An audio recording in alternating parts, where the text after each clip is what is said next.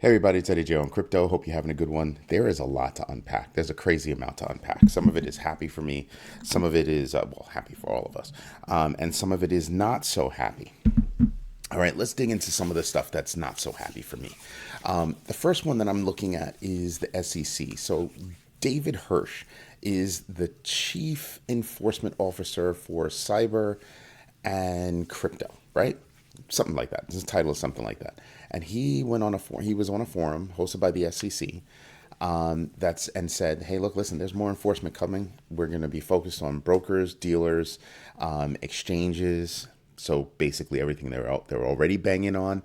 And I'm sitting back and I'm going, in a way, that's kind of a good thing, right? Because if you look at everything that's going on, you've got a lot of people out there that are basically just charlatans, right? They're either doing it in person or doing it via bot. I shoot videos a lot, right? I write articles a lot, and I still get approached by, different bots, different people saying, "Hey, I can help you earn huge money in the web space." Really? Can you? Because I'm stupid. I don't know anything. I don't do any research, and I'll be more than happy to hand over my money. Have you lost your ever loving mind? Seriously? What was that movie with Angela Bassett where she said, I can do bad all by myself? I think it was Angela Bassett.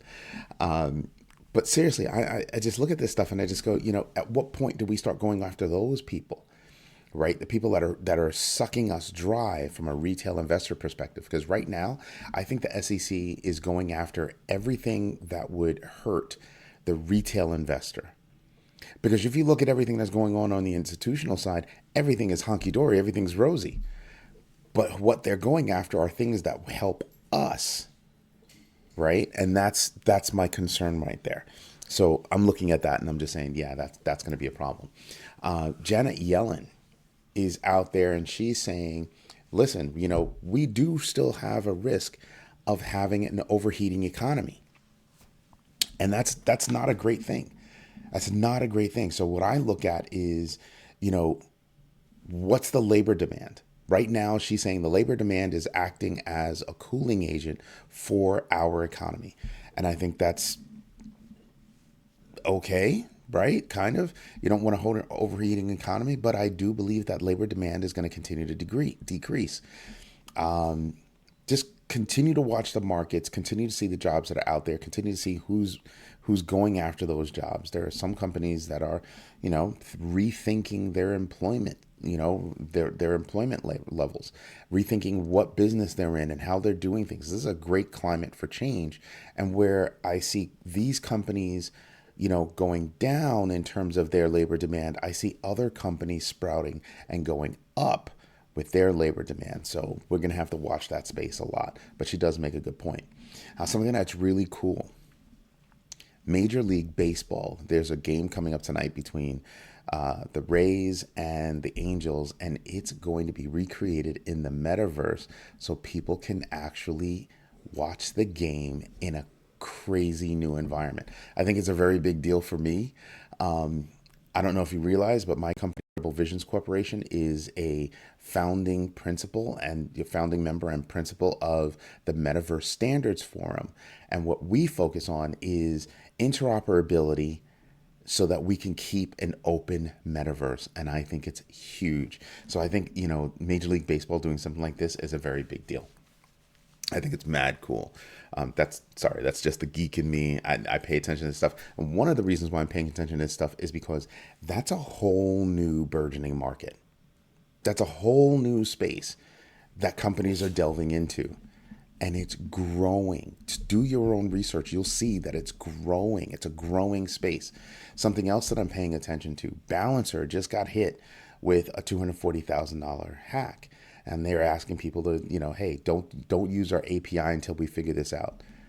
We have to be paying attention to who we're doing business with, where our assets are held, and what their security posture is. What I mean by security posture, what kind of risks and controls do you have in place that will help better protect my money wherever I have it, or my digital assets wherever I have it? It could be as simple as not leaving your password on a post-it on your computer. See what I mean?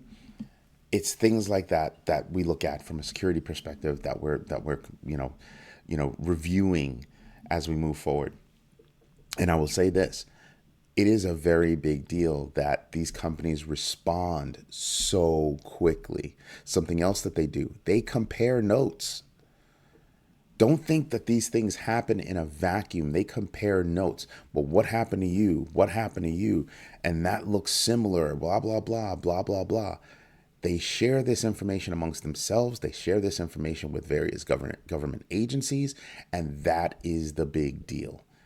So yeah, that's what I pay attention to. How fast do these companies respond to something? How quickly do they pick it up? How quickly do they plug it? What's their reaction time? How are they reacting? What's their messaging to the public? All of those things go into how I look at a different companies and how I might work with them. So please pay attention. Do that little bit of research. Something that seems to be an ongoing conversation is, the U.S. regulatory environment seems to be that the government is, going after crypto. Yep.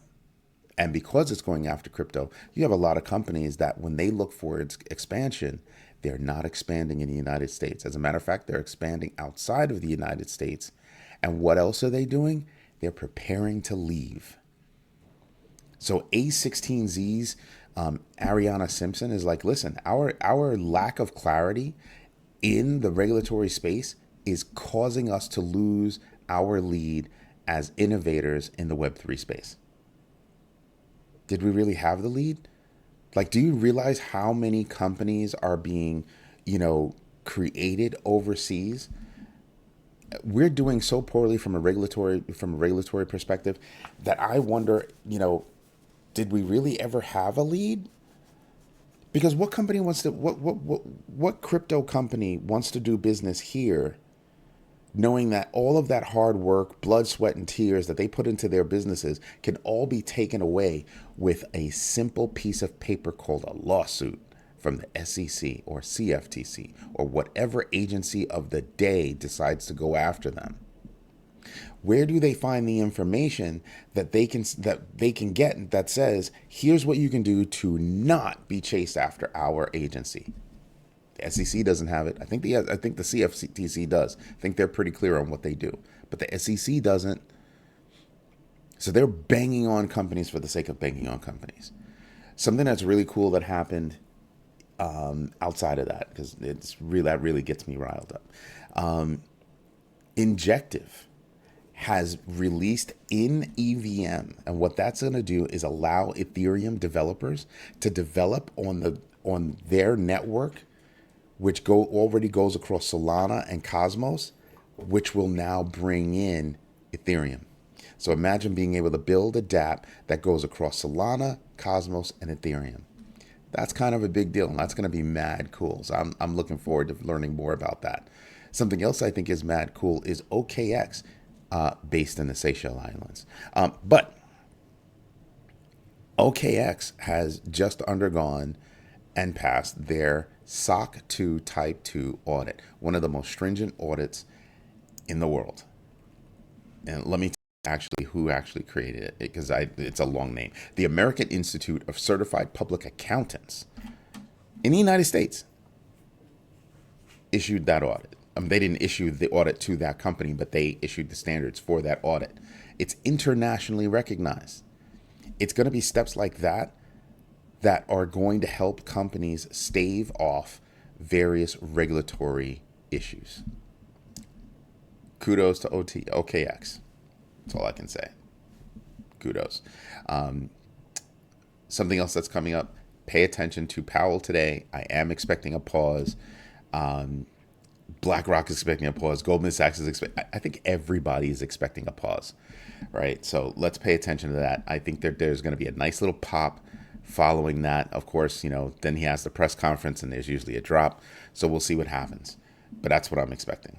So normally I would get into the numbers, but today I don't think so because everything will happen after Powell. Anyway, this is Eddie J on Crypto. Hope you have a good one. Bye-bye.